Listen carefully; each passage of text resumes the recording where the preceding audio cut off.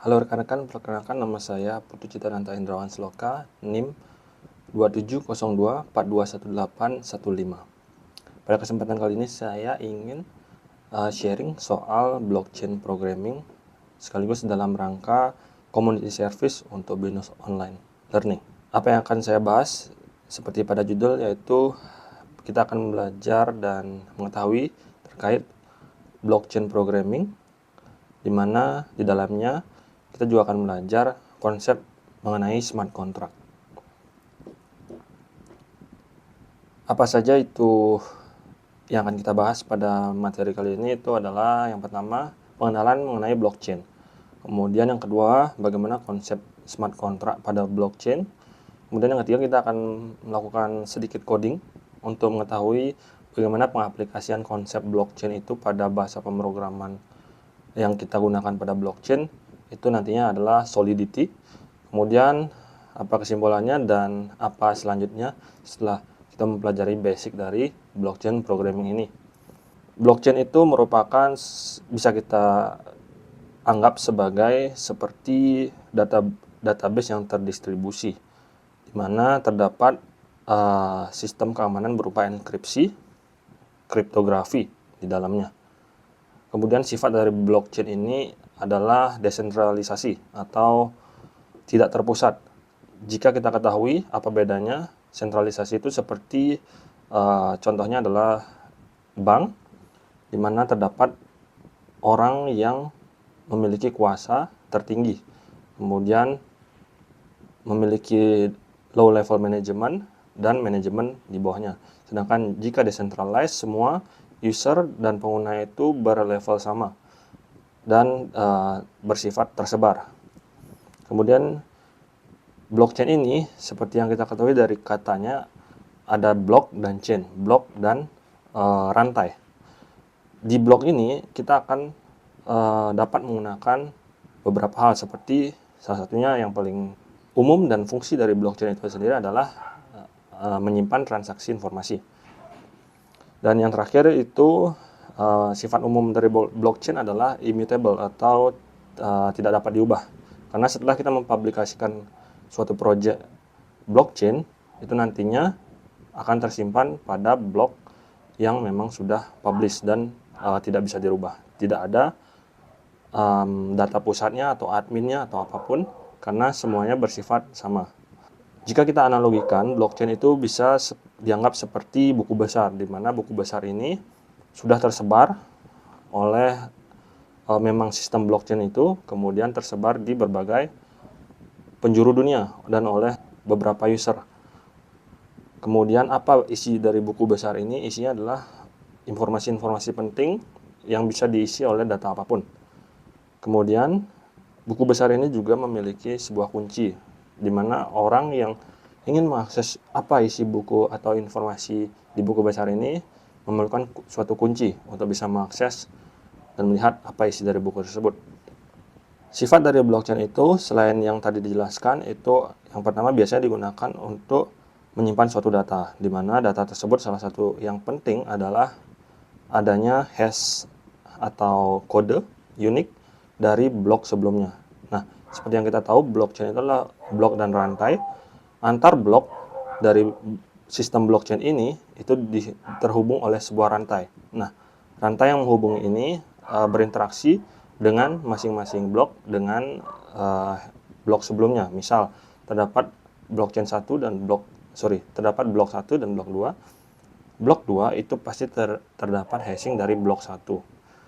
Begitu juga dengan seterusnya sampai blok-blok yang sudah sekarang tersebar di seluruh dunia dari banyak blok yang tersedia.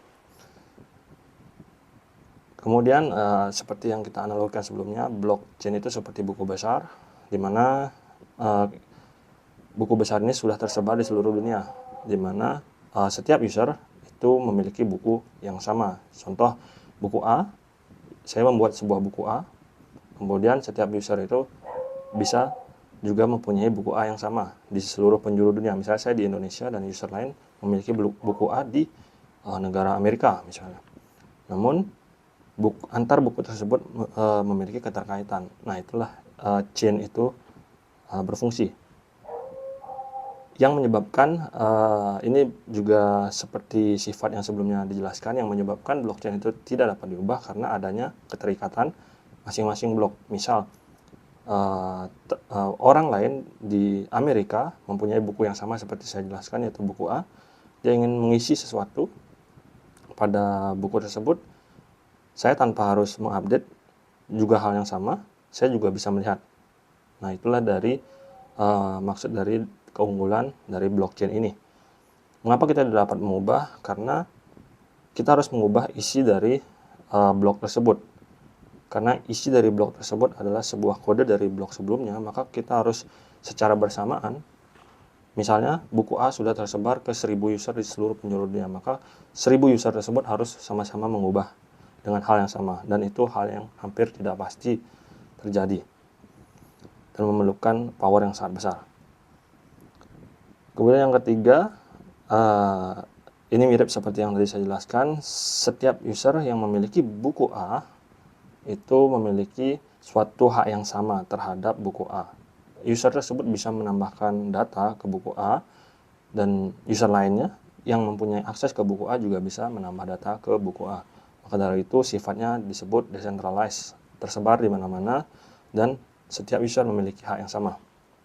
Dan yang terakhir adalah konsep smart contract itu sendiri, di mana sebuah automatic rules yang ada di blockchain. Jadi apa itu smart contract?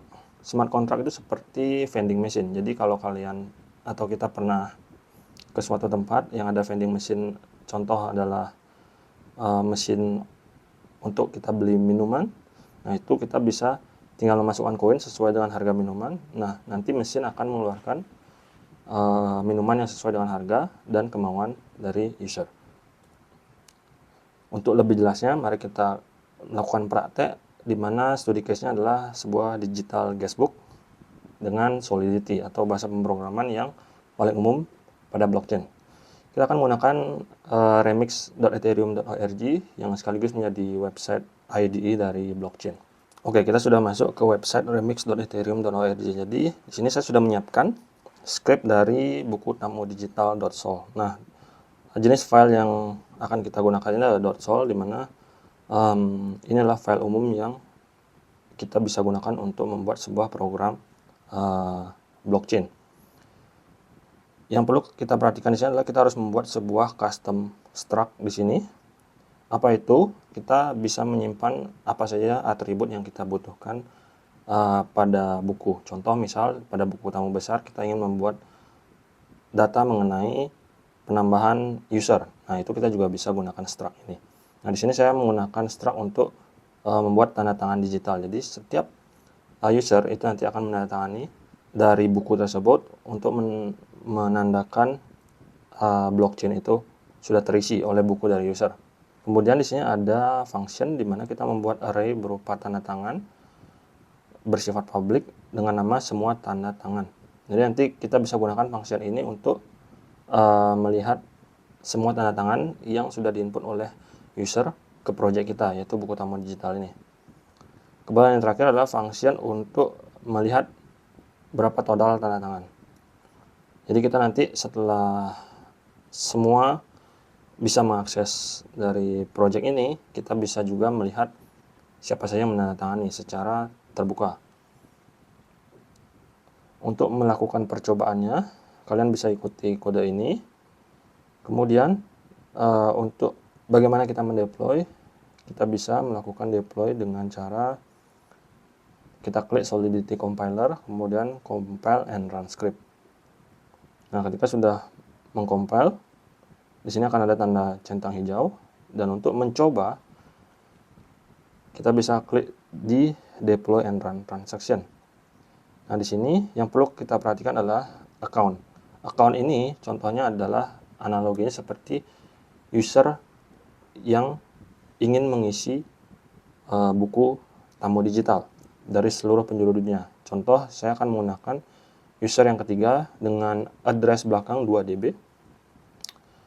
Kemudian apa yang ingin kita isi di sini, kita bisa klik deploy terlebih dahulu. Setelah di deploy, kemudian kita bisa ke bagian deploy contract. Nah, di sini saat ini kita bisa melihat di sini ada dua, itu artinya ada dua data pada project buku tamu digital kita, dan kita akan mengisi data ketiga. Contoh, saya sebagai pemilik address 2DB akan mengisi nama Indra, kemudian menyimpan 3 buku blockchain, data 3 buku. Lalu kalian klik transact. Nah, setelah sudah, kita bisa mengecek dengan cara get total tanda tangan. Nah, nantinya akan ada 3. Ini artinya pada blok tulis buku tamu ini akan ada 3, sudah ada 3 data. Kemudian jika orang lain yang misalnya di negara lain itu juga ingin menyimpan sebuah data pada project kita, project buku tamu digital, mereka bisa mengakses dengan address mereka. Kita bisa ubah addressnya dengan address lain. Contohnya adalah address dengan belakang BAB. Kemudian kita bisa menambah, orang tersebut juga bisa menambahkan data ke buku tamu digital yang sudah kita buat.